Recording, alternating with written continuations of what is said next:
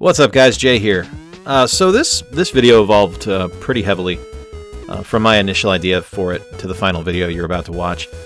As I am an old man with friends that are old men, we got to talking a couple weeks ago on the Cretins Guild Podcast about the perception of the good old days with regards to the quality of enjoyability of things. Now, mainly, we use this as a chance to talk about animation from our childhood. Things like Transformers, G.I. Joe, and Voltron. And how it's oftentimes looked at as this gilded age of animation. And in fact, most of it was subpar. I think that's a fair assessment. Contrasted to that is how our generation frequently looks at modern day animation and says how pointless it is, how silly the stories are, how everything looks the same. Meanwhile, they're all willfully ignoring things like Gravity Falls, Star vs. the Forces of Evil, DuckTales, especially when compared to the version of DuckTales from my childhood, and things like The Dragon Prince. These are all things that have just these amazing story arcs and beautiful animation and ridiculous writing levels and fantastic voice talent. And, there's nothing like what happened with G.I. Joe and Voltron and Transformers, where you have this unbelievable 30-second intro to your show, and then everybody turns into just this awful animation sequences, whereas all the shows from the modern age are fluid and beautiful and fun and smart, and I think we ignore that a lot. Now, I told you all to tell you this. When I started this video, initially it was going to be, for lack of a better term, kind of a hidden gems video for the SNES, featuring some of my favorite underappreciated titles on the system. And that's, the footage you're seeing, that's kind of what the core of what you're watching here is. But as I was in the process of recording things, I was kind of struck by the fact that in many of these cases, these games that I loved as a kid, they just weren't fun anymore. Now, objectively, there's some quality in what you're going to see. I love Kendo Rage, which is the first game that you see of the footage in this video. I love it with every fiber of my being, and King of the Monsters 2 is a great game, but for the most part, you could pass on playing these games and never feel like you were worse the wear. And that's a hard thing to kind of accept as you get older, because nostalgia is like a drug. It's something where the longer you think about something, and the longer you obsess about something, and the longer you believe something, the more truth you give it. And when we sit here and we think, games haven't been good since the Super Nintendo, games haven't been good since the PS1, you miss out on a lot. And all of that, kind of leads me back full circle to the rose-colored glasses view of gaming nostalgia. As a kid, I used to pump hours into games like Ranma 1 Half Hard Battle, or Captain America and the Avengers, or Justice League Task Force.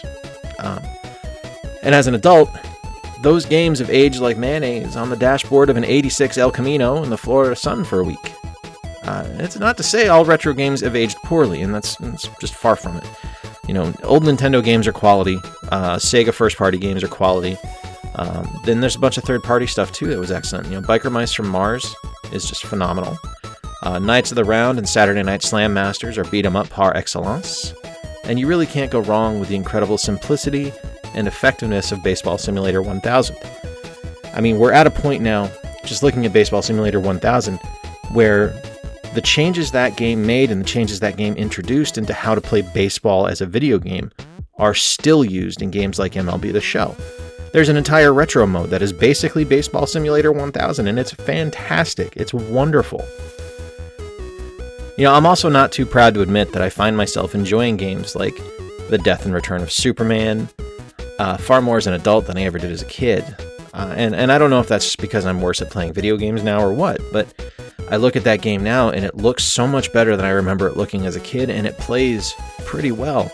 Same thing with Mickey Mania, which I did not like as a kid, but I put it on now and I'm struck by the fact that it's one of the most visually stunning 16-bit games ever created.